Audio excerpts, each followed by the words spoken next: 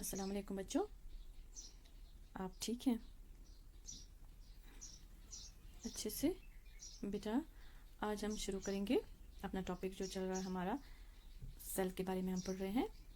तो हम पहले थोड़ा सा रिकैप्चुलेट कर लेते हैं। सेल स्ट्रक्चर ऑफ सेल पढ़ रहे हैं हम। तुमने देखा कि इसमें सेल मेम्ब्रेन होता है या जिसको हम प्लाज्मा मेम्ब्रेन बोलते हैं। इसके साथ साइटोप्लाज्म है और न्यूक्लियस। ये तीन जो हैं मेन इम्पॉर्टेंट पार्ट्स हैं सेल के। तो हम कल न्यूक्लियस पढ़ रहे थे। न्यूक्लियस जो होता है वो प्रेजेंट होता है inside the cell, surrounded by the cytoplasm. तो पहले हमने देखा सेल मेम्ब्रेन होता है, फिर उसके अंदर साइटोप्लाज्म है, वो जेली लाइक स्ट्रक्चर है, जेली लाइक सब्सटेंस है। उसमें बहुत सारे फंक्शनल ऑर्गेनल्स हैं। तो उसके अंदर जो अंदर वाला पार्ट जो है वो न्यूक्लियस है। वो न्यूक्लियस क्या है, वो बॉस का काम करता है। जो भी फंक्शन करनी होती है सेल को वो वही कंट्रोल करता है न्यूक्लियस। तो most of the cells have only one nucleus, but muscle cells have more than one nucleus. Muscle cells जिसको मीट माउस वनान छे तथ में सम वारिया न्यूक्लियस। तो अब हमें है यहाँ पे did you know red mature blood cells do not have a nucleus. ये भी आपको याद रखना है कि जो रेड मैच्योर ब्लड सेल्स होती हैं तो उनमें न्यूक्लियस नहीं होता है। ये आपका इन्फोबिट है। तो न्यूक्लियस के बारे में और हम पढ़ेंगे। आप यहाँ पे देखो, ये न्यूक्लियस है, ये जो है ये सारा न्यूक्लियस है। तो यहाँ पे है, इसको बोलते हैं न्यूक्लियोलस। ये छोटे छोटे जो पार्ट हैं इसमें, ये न्यूक्लियोलस है। 4 पार्ट्स है इसके। पहले तो है न्यूक्लियर मेम्ब्रेन जो बाहर से है मेम्ब्रेन, फिर है ये न्यूक्लियस है अंदर से, तो ये है न्यूक्लियोलस। तो इसमें जो ये येलो कलर का जो पिगमेंट है यहाँ पे शो किया है येलो कलर में, तो ये है न्यूक्लियोप्लाज्म। ये है न्यूक्लियोप्लाज्म।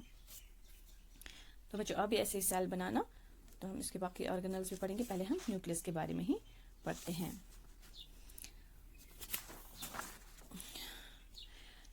जो ये न्यूक्लियस होता है ये स्फेरिकल इन शेप है, स्फेरिकल इन शेप। तो इसका आपने देखा कि न्यूक्लियर मेम्ब्रेन है, बाहर से जो है न्यूक्लियर मेम्ब्रेन, और न्यूक्लियर सैप ये जो येलो कलर का है या न्यूक्लियोप्लाज्म इसको बोलेंगे। और जो है ये इसके अंदर जो ये छोटे छोटे पार्ट्स हैं तो उसको बोलते हैं न्यूक्लियोलस। तो ये जो है इसी के अंदर ये जो इसमें ये न्यूक्लियोप्लाज्म है, न्यूक्लियोलस, इसी में होते हैं क्रोमोसोम्स, इसी में होते हैं chromosomes. The outer covering of the nucleus is called the nuclear membrane.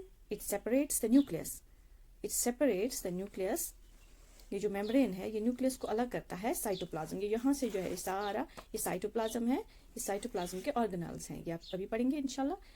तो इसमें भी ये जो ये न्यूक्लियर मेम्ब्रेन होता है इसमें भी टाइनी होल्स होते हैं, तो जो कि अलो करते हैं सब्सटेंस जो साइटोप्लाज्म से अंदर जाएंगे न्यूक्लियोप्लाज्म में, या जो न्यूक्लियोप्लाज्म से बाहर जाएंगी चीज़ें साइटोप्लाज्म में। ये कौन अलो करता है, यही जो होता है न्यूक्लियर मेम्ब्रेन।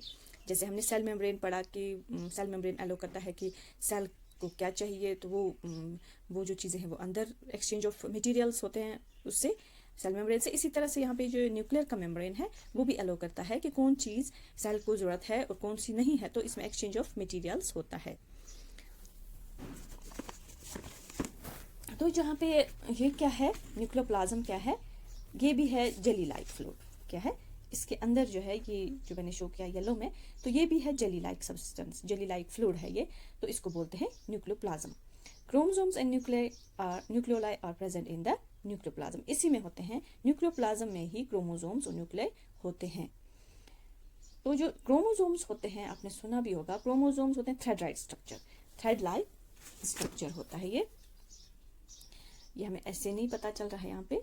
तो इंशाल्लाह जब हम क्रोमोसोम्स की डायग्राम्स आपको बताएंगे तो उसमें आप देखेंगे। तो थ्रेड लाइक स्ट्रक्चर होता है, तो वो बहुत ही इंपॉर्टेंट रोल प्ले करता है इसके inheritance of characters from one generation to another. तो ये क्रोमोसोम से रिस्पॉन्सिबल होते हैं कि जैसे हमें क्या मिला है अपने माँ बाप से। जैसे हमारे बाबा की हाइट लंबी है तो कभी कभी हम भी लंबे होते हैं। इसी तरह से आपके मम्मी की आइज़ कैसी हैं, बाल कैसे, कलर कैसा है, आइज़ का कलर, हाइट, स्किन का कलर, ये जो करेक्टर्स होते हैं, आपको पता है कि हम बोलते हैं ये रिजेंबल करता है, ये इसकी शक्ल मिलती है अपने बाप से, इसकी शक्ल मिलती है अपनी माँ से। तो ये जो चीज़ें हैं ये इनहेरिटेंस, इनको बोलते हैं कि विरासती तौर पे मिलना। तो जो हमें मिलती हैं ये मतलब ये करेक्टर्स जो हमें मिलते हैं जनरेशन टू जनरेशन, तो या पेरेंट टू चिल्ड्रन मिलते हैं करेक्टर्स, तो इसको हम बोलते हैं कि इसके लिए रिस्पॉन्सिबल क्रोमोजोम्स हैं। क्रोमोजोम्स ही होते हैं जो न्यूक्लियस के अंदर होते हैं, न्यूक्लियोप्लाज्म में, तो वही रिस्पॉन्सिबल होते हैं इसमें करेक्टर्स इनहेरिटेंस करने के लिए। तो अब हम देखते हैं कि फंक्शन ऑफ न्यूक्लियस क्या है।